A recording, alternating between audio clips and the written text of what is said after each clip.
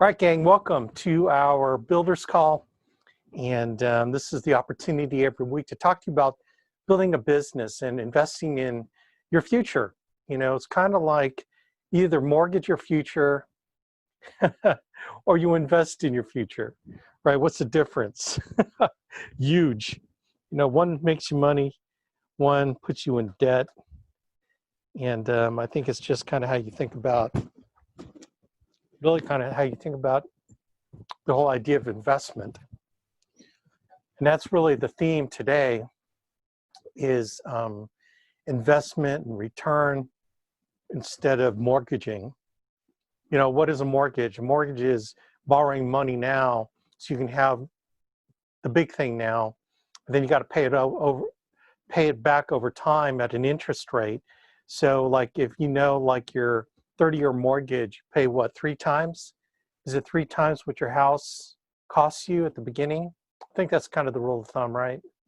So your house is 100,000. By the time you're done with your mortgage, 30-year term, I think it's like 300,000. Even if you account for inflation, that's how some people make themselves feel better, because in the future they're paying with dollars that aren't worth as much as they are today, and then their house is appreciating, you know. But kind of the theme today in building is the idea of investment return and investment. So let's talk about investment. There are 3 things that you have to invest. 3 things: your time, your money, and emotion. Those are the only 3 resources that you have to put into something to get back from something. And if you look at everything in your life, I think the way God created the world kind of has an agrarian mentality. Okay, the reaping and sowing seeds to get the harvest. And in our business and in our lives, it is the sower and the seed parable, right? And it applies to investment return in everything that you do. So the 3 elements of what you can invest is time, money, and emotion. So when you look at and evaluate your life and take an inventory of how you're spending those resources, because the first gift God gave you was your life. You know, thank God your mother decided to have you. You know, we think that that's a normal thing to a mother to have their children, but in this day and age right now, you know, people are trying to protect mothers to take away the rights. Okay, I shouldn't go into that. Taking away a right of a child to live. So thank God your mother chose life for you and you were born. God gave you that life. What he did was he gave you the time on this earth to do something. And he expects you to do something fantastic because he made you in his own image, right? So time, gave you time, right? The other thing he endowed you with was a brain, right? He endowed you with free will, okay? And that's what a gift free will is. He didn't endow you with, you know, he's the puppet master and you're the puppet. He endowed you with free will to make your own choices, your own decisions. And then what that means is that with those decisions that you make, with the time that you have, you can do stuff with your life. You can do stuff with your time, right? And over time, as you grow, and you know, this is biblical as well, you don't work, you don't eat. So you learn to work, you learn to earn income, you learn to sustain yourself in our world, in the world that we are in, United States of America, that offers you many opportunities. Like imagine being born in a 3rd world country with no opportunity, right, except just trying to survive every day, you know, going to the garbage heap looking for bits of food to survive on, like some children, a lot of children do in 3rd world countries, right? Well, you happen to be born in the United States of America with every opportunity that you can imagine, right? The ability to earn income, the ability to make something of yourself, the ability to invest in yourself to grow and improve your ability to make an impact to create income for your families, you know. And then the other thing that he endowed you with was this power of the emotion of loving and caring for people, and you know, and the other side too, hating people and not liking people and all those things. But he gave you an emotional muscle, and when you look at all these things that he gave you, there's an element of you can do whatever you want, but at the same time, it's amazing how the power of discipline and control can channel everything he gave you, all the gifts he gave you, into something positive or something negative, right? You could be working and doing everything you can, but what are you accomplishing? And so and therein lies the idea that the gifts you've been endowed with, the time and the life you've been given, which equates to time, money, and emotion, where are you investing those things? It's amazing when you look at people that have a laser focus, who know what they want, and then they focus their time, money, and emotion on that thing, what great things they can accomplish. And you know that in your life. Think about all the things you've ever done where you just totally got focused on what you wanted and you were going to put everything you had into it. You all have success stories where those things happened. I mean, trust me, you all have them in your life. You also have those stories where you weren't focused, you don't know what to do, you're in limbo land, and everything, your time, money, and emotion was like non-existent because you weren't investing it in anything worthwhile. And you spray, you run to do this, you think this is going to be the thing, or that's going to be the thing, or this is going to be the thing. And when you look at those things that you've tried, you find that there are people successful in that particular endeavor, but you weren't able to be successful in it for whatever reason, okay? When you look at the people successful in all these things, it's because they had a singular focus of being successful in that. When you think about all the great people that you know about in your life, whether they be famous or not, they got there because they invested their time, money, and emotion into a focused idea of what they wanted, right? So the real big important thing when you think about investing in anything, right, is to know what you want. What do you want in your life?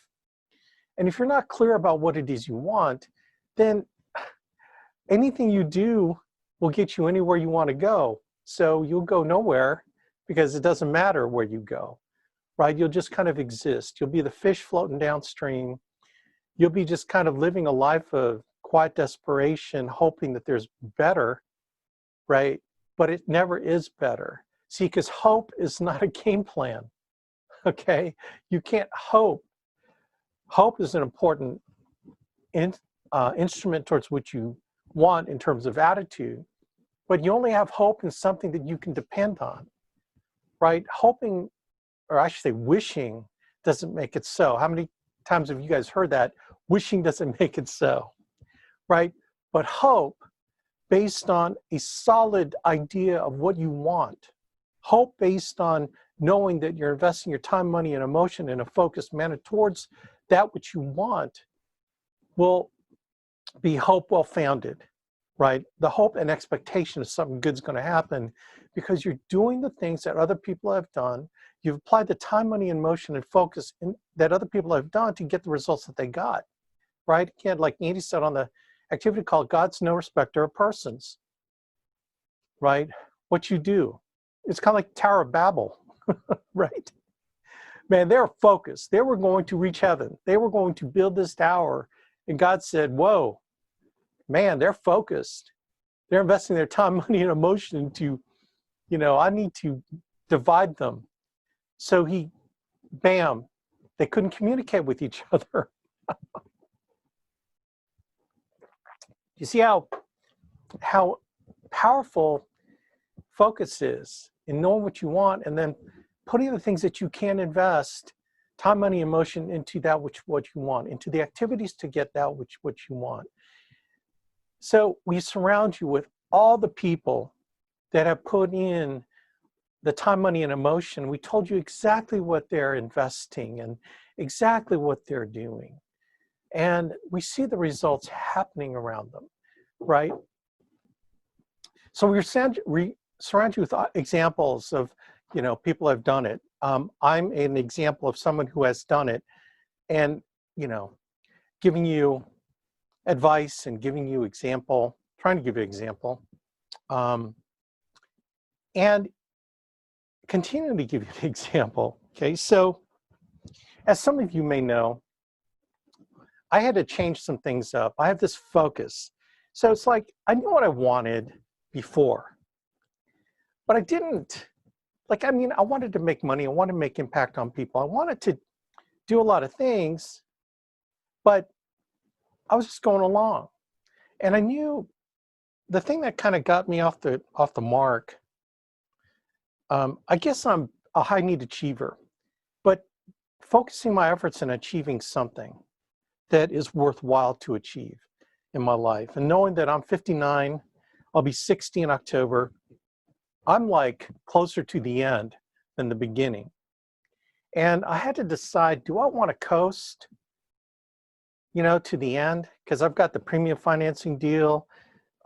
Because of what Andy Albright put together for me and Ginny, we're going to make $500,000 a year tax-free, starting at age 70 something, 72, I think.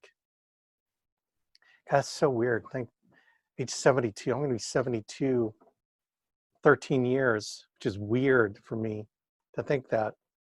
My dad's 88. So if I lived as long as my dad is now, that's another, 16 years? Time is getting down to double digits and single digits. It'll be, and who knows, the Lord can take me tomorrow, right? But, I could look at this as the twilight of my, like Andy Albright talks about the fourth quarter, or I could look at this as my third quarter making it happen and to achieving something great. And not so much for the money, but for what the achievement will mean, okay? And so when Integrity Marketing bought the Alliance, there became an opportunity for me to become partner. And so all I have to do is certain things to get to become partner. Part of that is having a cash flow and increase my cash flow, like basically doubling my cash flow, okay? I really should always want to, increase, but I've never been increasing for the sake of money or wanting to, it just never, I like cars, but driving a Ferrari is fun, but it just never was like the thing that would get my heart going. Owning things and material things, I just not wired that way. I don't know why. I don't. I could say that it does because it sounds good, and some of y'all might be. And God bless you, man. I'm just not like that. Now, show me a guitar, like a 15 grand. I've been looking at some stuff too, like a 15 grand Martin guitar, acoustic.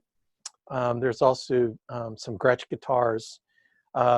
This Ultimate PRS with inlays, that's about $10,000 to $15,000. You show me some of that, then I get a little bit excited, okay? But the whole idea of making partner, like, why would I want to make partner? Well, why is making partner important to me? And I realized in a kind of a weird sort of way, making partner means that I'm maximizing the talents that God gave me to achieve something that would allow other people to grow and be successful in my wake, right? Because achieving partner for the sake of achieving partner is not really the thing. But should I make partners? Because I helped you all. I helped you grow and develop, and I've invested in you. I've helped you. I've tried to grow you to be the best version of yourself, to be the best that God meant for you to be. I'd be focused on that. And I realized I was not as focused on that. I was really more, if you get in and do something awesome, I'll help you grow, I'll help you, you call me. And then if you didn't, it's like, oh man, I'm sad for you. Sorry you have to go. Most people just fade away, and then I just hire someone else. And it was just like this, I don't know what you call it, this treadmill. It was a treadmill. I was making great money, and, but I wasn't achieving anything great, right? I wasn't achieving anything great, like I think God put me on this earth to do. have a meaningful impact on people, to know that because I'm in it to win it, that I have this focus and desire and goal and crazy what I'm willing to give up to get it, that because I did that, it would cause you to do something great in your life, right? But if I didn't do that, then there'd be nothing maybe to inspire you other than other people, right? Which I don't mind other people inspiring you, but you know what, if I'm your mentor, I might as well be the inspiring person. Like my kids, I mean, if my kids look up to other fathers and other sports athletes and other heroes, I don't have an ego for that, but why can't I be the best example for my children? Why can't I be the best example? Why can't I be the best version of myself, chasing a dream and chasing something worthwhile to show them what that's like and what that is? And I've done that in my life as they were growing up, but you know, maybe it's waned. I don't know. Okay. So I decided to change things up. I started to get out of my comfort zone. And I remember back in the day, what we used to do is we used to do crazy stuff. We'd be up all night recruiting and building our business, right? Talking to each other and talking junk to each other, me, Patrick, and Mike, and Noel, and our agents at the time, our top managing agents at the time. We just talk junk to each other and just get excited. And we'd be like at midnight, 1 a.m., you know, and then we wouldn't go to bed. I mean, we'd be so excited we couldn't sleep, so we'd get up early, like 4 or 5 in the morning, and just start our day. There was a point, you know, where I slept in my office, and there's something about sleeping in my office, sleeping in my car as I was traveling, serving agents across the country when we were driving, doing hotspot meetings. You know, I could go get a hotel, right? But I have to stop, get a hotel, sleep, and then, you know, move on. I just sleep in my car. And there's something, because in the Amway business, I used to sleep in my car all the time, building my business. There's something about sleeping away from home, not in your own bed, that gets you out of your comfort zone because it means that you're chasing something big. And what I did was last Thursday, I decided, you know what? I'm gonna start sleeping in my office. So I set up a sleeping bag, an air mattress, and then I got a cot. And I'll be sleeping in my office for last week. Now I go home, have dinner, see my kids, see my wife, take a shower, get some new clothes, bring it back into the office, and sleep in the office. And like last night, it was really crazy. It was funny. Last night, I was taking a shower and I was just looking at the bed. It was like late. It was a late night when I got home to, you know, kind of do my thing and do some chores too, and then come back to the office. I took a shower and I looked at the bed and it's like, oh man, you know what? I could just stay here and then get up in the morning and go to the office, or go to church. I go to church in the morning and then come back and go to the office. Well, I fought that. It's like, who's going to know, right? Who's going to know? Who's going to know that I slept at home? Who's going to know? And you know what? As I was taking a shower, it's like, you know who's going to know is me. I'm going to know that I did not like stay out of my comfort zone. Because here's one thing that I found. I discovered, I thought, I'm going to get out of my comfort zone. I don't know what's going to happen, but I'm going to do something. I'm going to just focus on my business. What I discovered is when I'm in my office, I focus on my business. When I'm in my office, I think about this business. When I'm in my office, when I'm in this environment that I'm surrounded by things that I've accomplished, trophies and everything in the past, it's like, what kind of future am I creating for myself, my family, and for you? I've been thinking about you like crazy, gang. I've been thinking about each and every one of my agents. I've been thinking, how can I serve them? So that's where the ATM 7.0 came out, was thinking about my business. That's where all this lead investment and lead sources and everything, that came out of thinking about my business. You know how some people spend hours on video games? They become expert at videos. I thought, well, why can't I apply that same focus on my business and thinking about it all the time? In fact, I got some appointments I'm running today, current client appointments, some para appointments, and I'm excited to get back into the field, you know, on my terms. Again, getting production and getting back into the mode, out of my comfort zone of doing what you guys are doing, right? You know, maybe it's on a different level, but it's getting uncomfortable.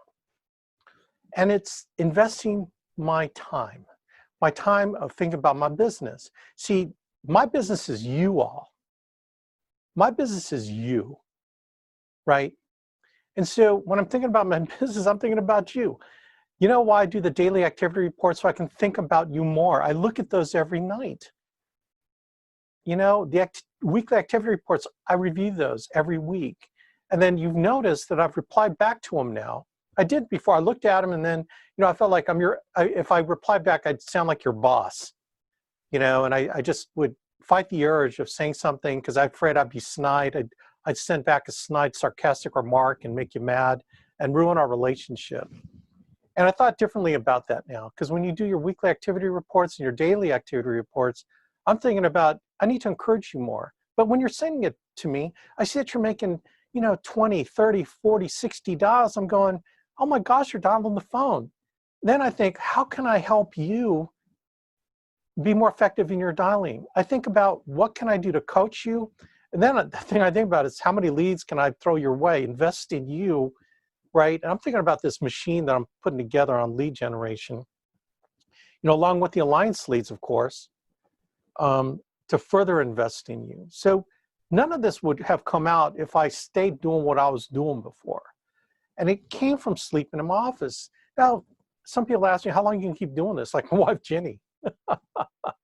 She did not kick me out of the house. I don't know. I will, you know, maybe sleep the weekends at home, okay? But if I do, I'm going back in the office. Saturday, then after church Sunday, you know, I'll have lunch with the family and then go back into the office. I'm just focused. I'm going to be out of balance temporarily because I want to make partner, but meaning I want to help you. I got to think about you and what I need to do to help you. You notice that our training website has gotten beefed up. There are other things. I'm designing a whole system so that we can get new people started more efficiently so they know exactly what they need to do, become productive like a Megan Wood. What I'm doing is taking Megan Wood's methodology and sticking it into a duplicatable system that we can implement with everyone who is not Megan Wood, that we can duplicate her if we duplicate what she does. And then how can I teach you and help you at every phase of the learning process to get to where she is? There are specific things. I've analyzed her, baby. I know exactly what she's doing. How can I get you to do it? All this sleeping in the office has got me thinking about this all the time. I think about it all the time, right? So why am I telling you this? I'm telling you this because I'm not asking you to sleep in your office. I'm just asking you to get out of your comfort zone, however that is. Now, in this shelter in place and being in your office and being at home, kind of hard to do that. You don't have an outside office. I don't have a solution for you. All I know is that there's got to be something to do.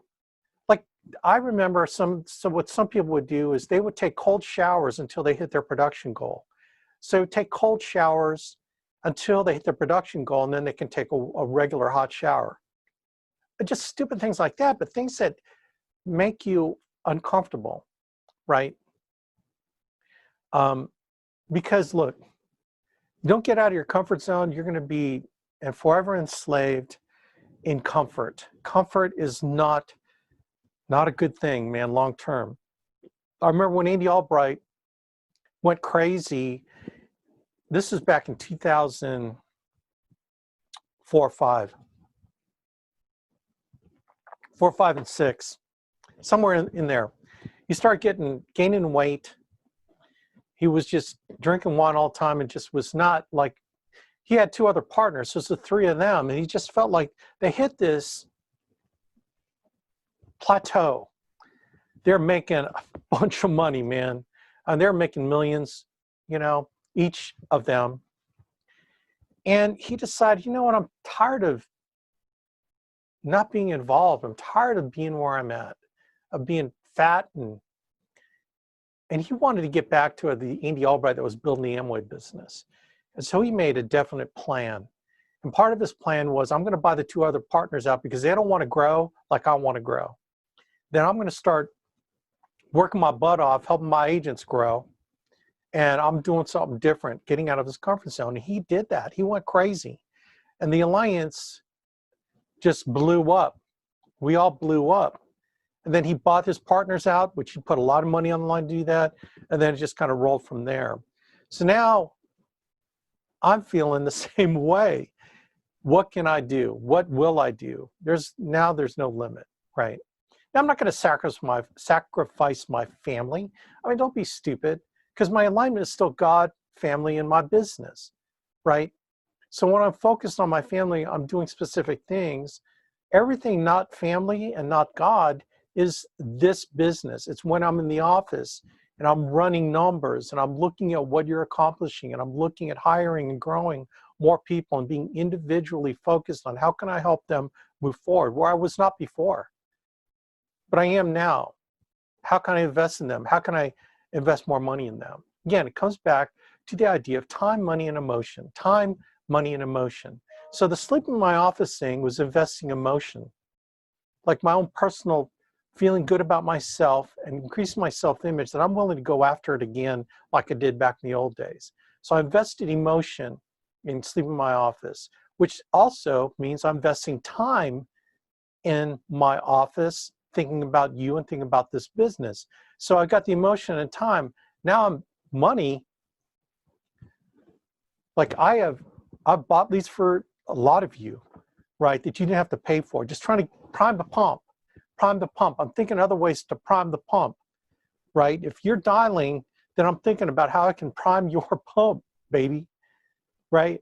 So, so they kind of all goes hand in hand. So let's talk about the time, money, emotion thing. I know that was like a long preamble, but I wanted to explain myself when you start hearing things, because I get negative, you know, I'm sure there's negative comments, man. I never sleep in my office, man. I love my family too much. You know, people justify all kinds of reasons why they don't want to get out of their comfort zone.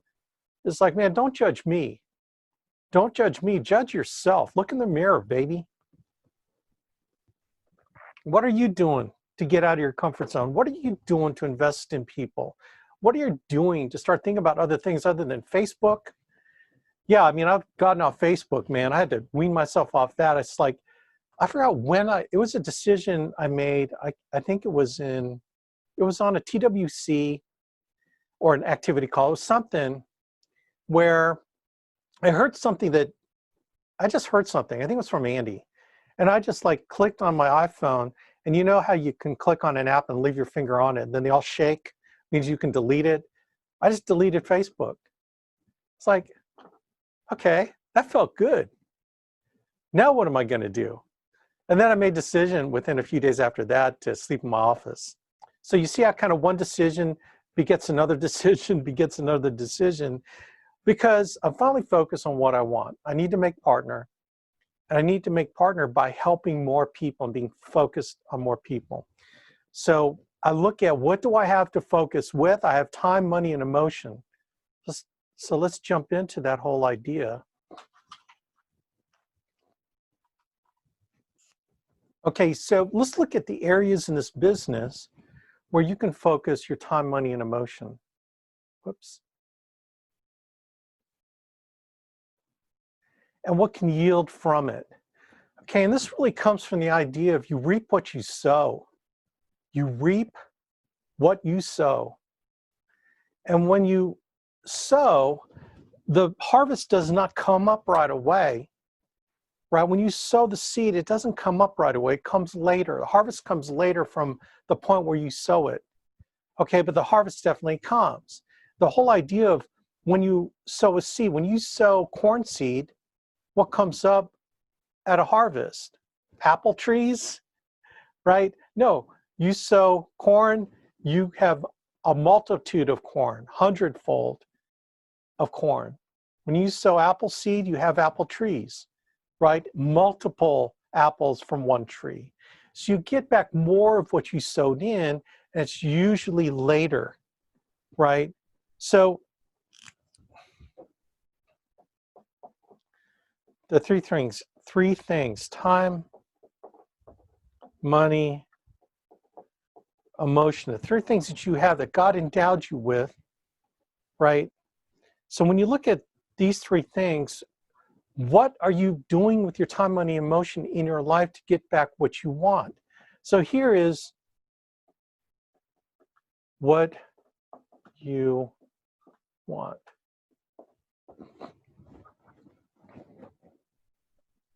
So what is it do you want? What kind of lifestyle do you want for your family? What are you trying to achieve here, right? Is it more time with the family? Okay. Is it get out of debt? That's a huge one, isn't it? Can you imagine if you paid off everything that you owe, paid your house off? Do you know how good that would feel?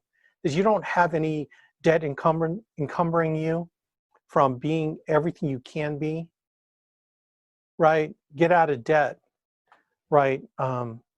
College, send your kids to a good college, great college instead of a good college, instead of a community college. Nothing against community college, man, but giving your kids educational opportunities or education in things that they want to do. Like who pays 40 grand a year for their kid to go to art school? Okay. Well, we do.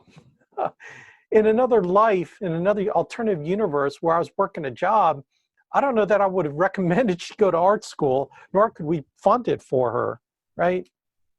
So I don't know what this is. You know, financial resources to do great things, being able to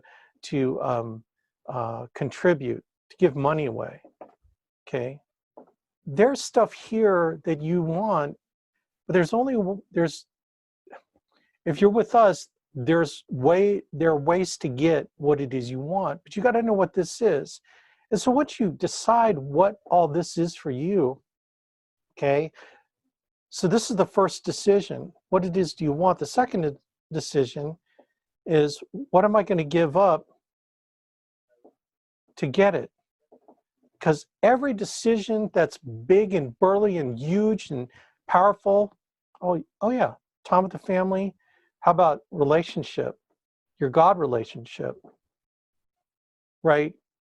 Coming closer to who put you on this earth, okay? What to give up?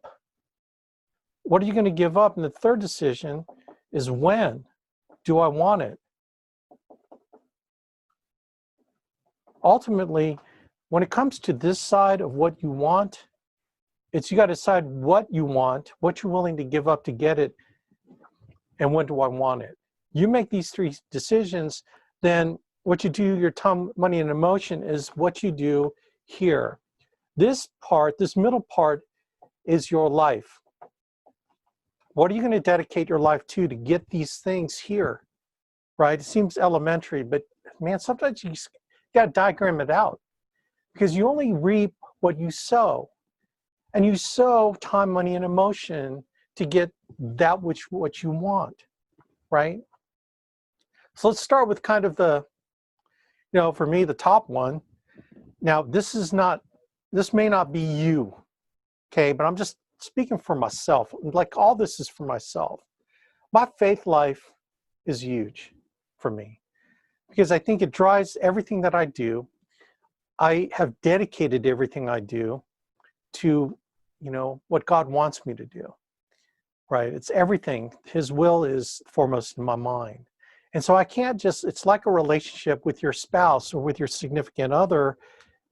You have to invest time in that relationship. You got to invest time in that relationship, because it's not a relationship without investing time.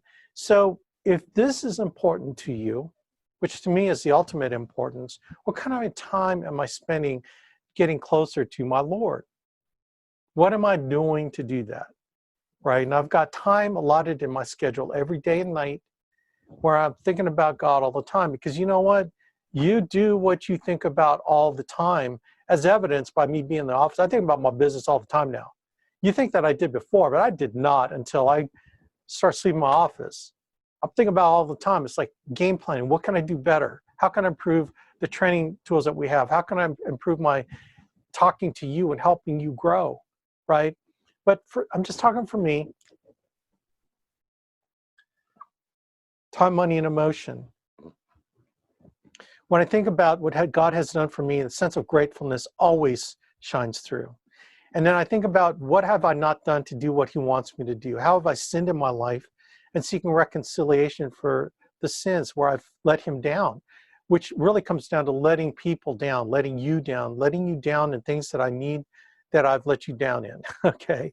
Where have I sinned? And am I repentant? See, because if you don't realize how you've hurt people and have you not done what God wanted you to do, you start, you've got to be repentant of it and know that he's a forgiving God, but you got to acknowledge those things where you've fallen short of what he wants you to do, and then seek forgiveness. And that's what I do all the time. Okay. Look, I'm not telling you how to live your life as far as worship, but I'm just telling you that the point is that I've got to invest time, money, emotion. Well, how do you invest money in God? Tithing, tithing and offering. Man, that's a whole nother story. Okay. That's a whole preaching lesson that I've gotten into it before. I'm not going to go into it. Okay. But all these things, because you got to spend time with those that you love. Well, I love God. I tithe and offer because I know that you can't outgive God. His blessings in return are multiple of what I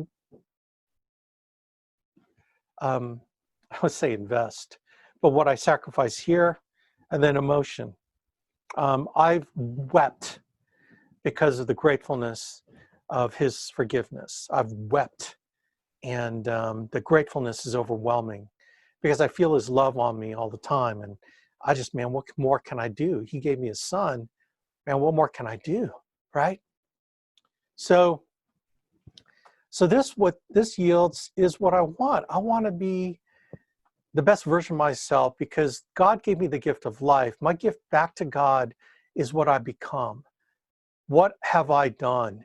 When at the end of my life, I will have my life to give back to him, the time and the accomplishments that I've done for him.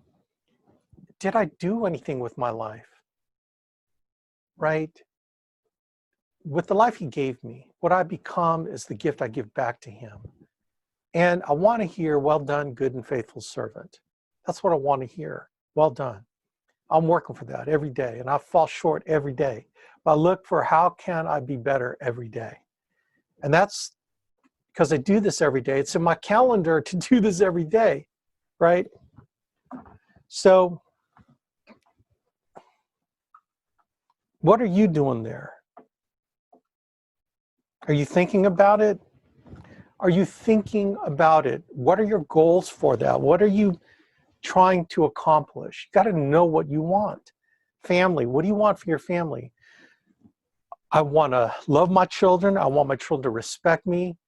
I would hope that they would love me for what I do for them, the sacrifices I've made for them, right? I don't think that trying to spend 100% of my time with them is good, because I need to show that I'm willing to work and chase a dream, and how they need to work and chase a dream for themselves and their families, their eventual families, right? So I need to be an example to my children. I need to love my wife. I need to support my wife. And man, last year when she had cancer, I was by her side. I went to every chemo session except for one. My daughter was with her in that one, but every single one, been with her at her side the whole time. I mean, I was at home a lot. I did what I needed to do, right? What do you want for your family? Part of that is a relationship with your family, but part of that is supporting your family, providing. If you are a provider for your family, that is a role that you need to take seriously. It's something you need to think about in what you want. Am I being the best provider for my family? You know what? That's a huge thing. So it's not just business, it's providing for your family so they can have the lifestyle they deserve. They could have my time, right? My time invested is time back given to me to invest time with them, doing stuff with them. What is my game plan? What is your game plan to invest my time, money, and emotion in my family to get those things that I want and the influence I want to have on them, right? On my children, because my children will be my legacy. The things that they do, the families that they have will be my ongoing legacy. And here's kind of a sobering thought when you think about it. How far back do you know the names of your relatives? Now, look, if you're Mormon, they're really big on genealogy, you know, they probably can trace it back a long ways. But for the average person, think about how far back. Do you know the names? You probably know the names of your grandparents, right? Okay, do you know the names of your great-grandparents? Okay, now here's another one. Do you know the names of your great-great-grandparents? Do you know the parents of your great-grandparents? Okay, do you know the names of their parents, your great-great-grandparents' parents? Tell me how back that you can say their names right now without looking it up. Do you know that that is your legacy when someone can say your name? That's really, you know, and when you think about that, I don't know how far back y'all can go. I can't go that far. There's eventually a point where I can't say one single name. That's going to be you.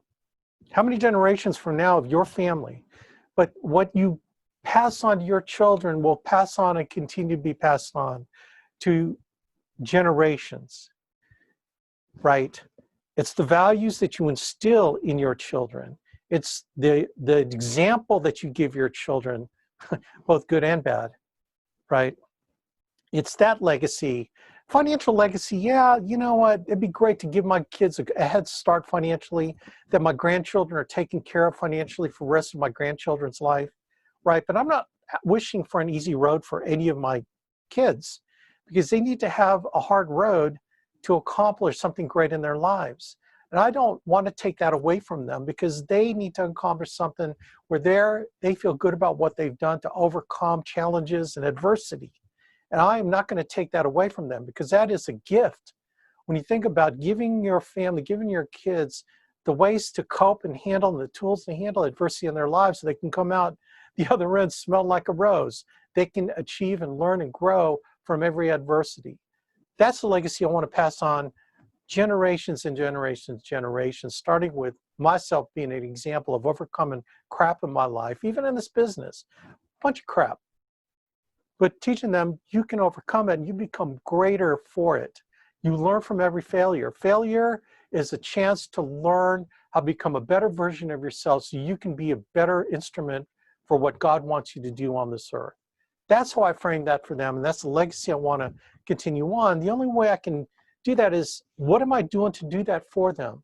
Time, money, and emotion. Am I investing my time, my money, and emotion into that what I want to reap? Okay? So God, family, let's talk about business. Business, right, can be broken down into basically two things. Sales, and for those of you building an agency, if that's what you desire. I had someone say, you guys are all focused on building. No, we aren't. We're focused on living our life, right? I'm focused. Once this is, what do you do? Well, I love my God. I worship God, and I try to live my life according to His will for me. I love my family. I support them. I try to mentor them best I can. And then I run a business. I mean, what is it specifically are you asking? What do I do? You know what I'm saying? Like, people want to know what you do for work. Like, I don't identify myself as an alliance agency manager. I define myself as a child of God who's been given a mission. My mission are these things that I'm talking about, right? And so how do you define yourself? Do you define yourself by your work only? So this is part of what we do. Sales, building an agency if you want to build an agency. So time, money, and emotion. Again, to create a result, right? So what do you devote into sales, making sales? Sales is immediate income. It's what you make because you made a sale, right? Simple concept, but it's what keeps the engine going. It's what pays the bills every week, every day, every month. It keeps you viable to continue on, right? So what are you doing to invest in your sales? Are you investing time in your sales? What do we mean by time? Dials? Are you dialing the phone? Are you booking appointments? Are you creating income for your family, right? And creating income that you can tithe? Do you see how this is interrelated? These are not separate blocks, by the way. This is unified because this is your life. So what are you doing to invest time in your sales? What are you doing to invest money in your sales? Leads? Are you investing in leads? Are you investing in leads and then putting the time dialing the leads to create sales, to create, right? And then are you investing the proper emotion? Are you just pissed off all the time? Are you mad all the time? You know, because you're not like getting what you blah, blah, blah. Or are you investing in hope and the reality that if I do what other people are doing, I'm going to get what they're getting. If I invest my time and money in this thing, I'm going to have the emotion of hopefulness and expectation something great's going to happen. It may not be this week. I might have a rough week this week, but it's going to be next week because that's what they did. They went through tough weeks, but they ended up getting better and better and better. They started making more money and more money and more money, which then they invested back in their business. They started creating a book of business where they can go back and take care of their current clients with other opportunities. They invested their time in education to get their AHIP done so they can sell Medicare Advantage, you know, Medicare Supplement, you know, hospital indemnity. They learn their products so they can become better for their clients, right? They're investing in leads. See, because if you don't invest time, money, and emotion in your sales, you're not going to get anything. But when you focus on what you want to accomplish with your sales, if it's 40 appointments a week where you're making 250 to 350 to 400,000 to include annuities and all the other things you can sell, then it takes money to do that. It takes money, it takes time, and it takes emotion to do that properly, right? But it comes down to what it is you want. Now, you're not going to be that overnight, but all the people that have gotten there started with, what do I need? I need to learn my sales craft better. I need to invest money in leads. I need to invest time in the business. If I'm full-time, I'm investing a lot more time than if I'm part-time. So you got to decide, am I part-time or full-time? To me, full-time, if you really want to make it big, is 40 appointments a week is full-time. Anything else is part-time. So what else are you doing with your time to feed your family and to tithe and offer? Is it another job? Great. Work that, and then your other time devote to this and be focused on what you're trying to accomplish part-time. I've seen Juan Bryant step up. That dude, he's working full-time, another job. But something got in him that said, I'm going to get leads and I'm going to make dials. And you see the fruits of his effort. Bruce Cleek, same thing. Bruce has been with us, what, a couple years, but I don't know what happened to him, but he decided to start doing more, and just, it was a little bit more. And from a little bit more, he got a little something. Now he's investing in leads. Now he's getting a little bit more, a lot more than what he was doing. Now he's getting hooked on this time, money, and emotion, and then reaping what he's sown, right? There are those of you that are investing time and money and starting to get the machine going, but not seeing results yet. The results will come. It came for everyone that hung in there long enough, right? That's the emotion of perseverance, right? The emotion of hope and expectation. That's the kind of emotion. When you invested in this thing, man, you will reap a harvest because you've got perseverance, right? You've earned the emotion of hope because you exercise the power of perseverance. Does that make sense? Right? Leads, baby. Dialing the phone. That's why we do the daily activity report, to give you an opportunity to provide accountability for yourself. Not required. Nothing's required because you're a free agent. You are the captain of your own destiny. So you can do it if you want, or you don't have to do it. Okay, but if it helps you provide personal accountability where you can show the world, show the other team members what you are putting into your business, the time and money and emotion you're putting in your business, you know, those are just numbers. Those numbers mean something to everybody, right? So I would encourage you to do it, but if it's negative for you and it just causes you to have all the kinds of stress in your life, and, you know, I'm just asking you to get out your comfort zone, and that's a way to get out of your comfort zone. Like I said, you don't got to put a cot and sleep in your office, But doing your daily activity report is getting you out of your comfort zone, okay? Like Annette, she invested in some leads. It's like, oh my gosh, I'm fired up. She'd been posting zeros for weeks and weeks and weeks. I don't know if she would have done that if we didn't do the daily activity report. I have no idea. But she decided to invest in leads. So now I expect to see numbers in her daily activity report. It just seems to be working for certain people, okay? Building an agency. This is not one of those get around to it. Because if you want lifestyle and you want time with your family, you have to set yourself up to reduce your time in the field and sales and increase your time in building your agency to create the machine of override residual income based on an agency of agents that are making sales, right? The only way you can create that result is by investing time, energy, and emotion into building your business, which involves recruiting and finding people. But it doesn't stop there, right? It includes giving them an example, some kind of example that you're doing what you want them to do, which is making sales, right? And you want them to do it because that's what they want, right? They want to make money. In order to make money, they got to make sales.